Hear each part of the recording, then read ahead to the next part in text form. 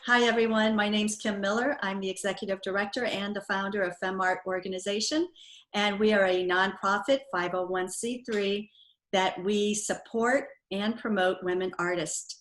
And we are preparing for our upcoming visual show through the virtual experience of a gallery. Actually, we're launching on June 7th, and we're so excited to have 35 incredible women artists in this show.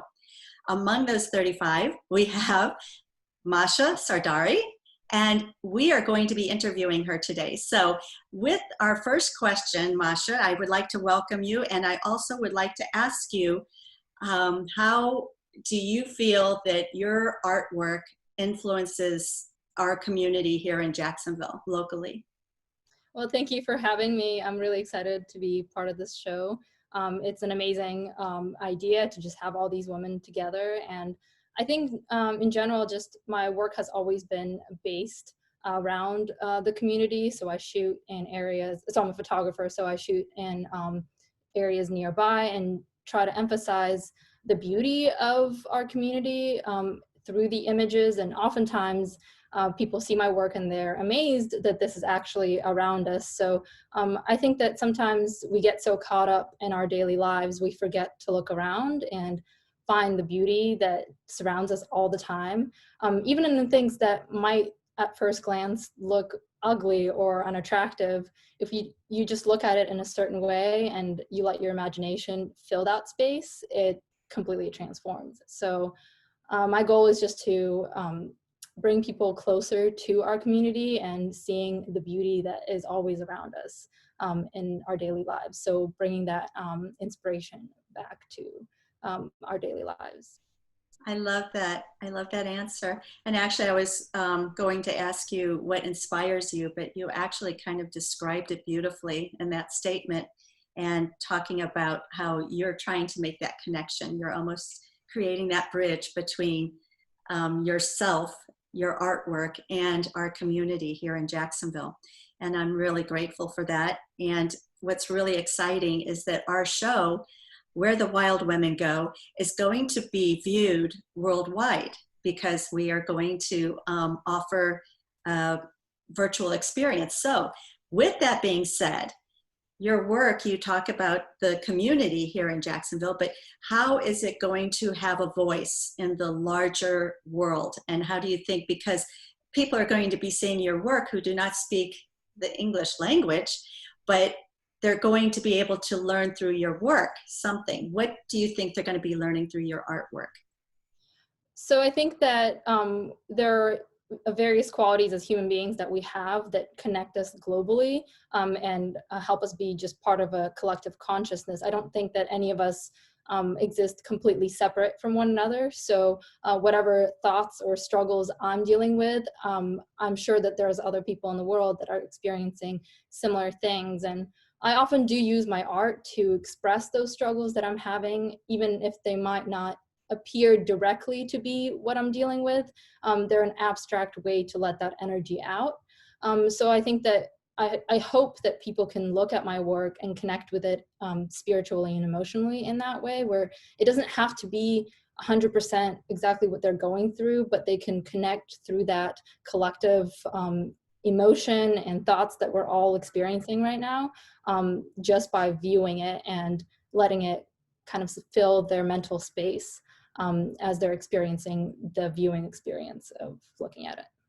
Yes, that is great. I'm sure that our world will be a much better place with your artwork being seen everywhere. I know I'm excited, and I've seen your work and I love it, and I'm a big fan of yours. So with another question, today we are facing so many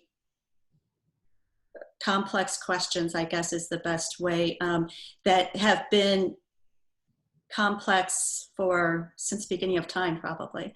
And but especially here in the United States, we are facing some crucial social justice issues. And among them is gender and race and socioeconomic, to name just a few. of some of the problems that we face today, how do you feel art?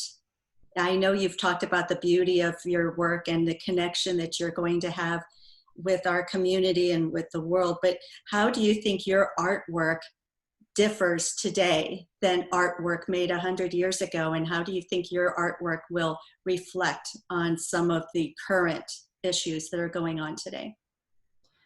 So this is a tough question for sure.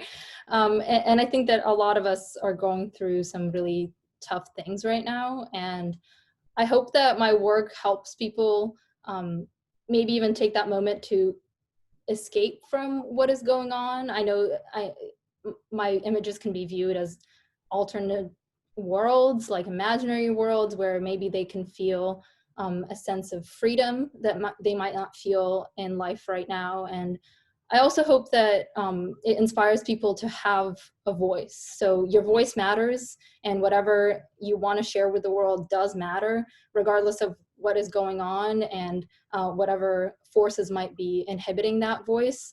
There are different ways to express that, and there's no right way to do it either. So I hope that my art allows people to understand that you can express your voice through an alternative medium like photography, like painting, like drawing, so they don't feel so intimidating about sharing their voice. It doesn't have to be words. It can be images, and those are often, if not more powerful, at least they might provide that freedom of sharing your perspective with everybody around you. That is a beautiful statement. That's what I like, because that's very empowering, because your voice is needed, and your artwork, like we talked about, is universal, and it doesn't have the barriers of language or of those kinds of understanding, and it can help people. And that escape that you talk about, or that moment that your artwork can take someone into a separate place to leave any current things, that's, I think, something that we artists always kind of try to do, is we take whatever we're going through, wherever we are in life, and we put it into our work, and hopefully that is able to transcend and help the viewers to feel something that might be able to take them away from their struggles, like what you had said. So you said it beautifully. So that's really wonderful. And what I've been doing is, with all of my artist interviews, I've been trying to close them off with a simple question that becomes a little bit more fun, and also let people know a little bit more about you. And that is, when you are getting ready and preparing for that artistic mood and that creative, to get your creative juices going, are you more of a tea and coffee person, or are you more of a wine person?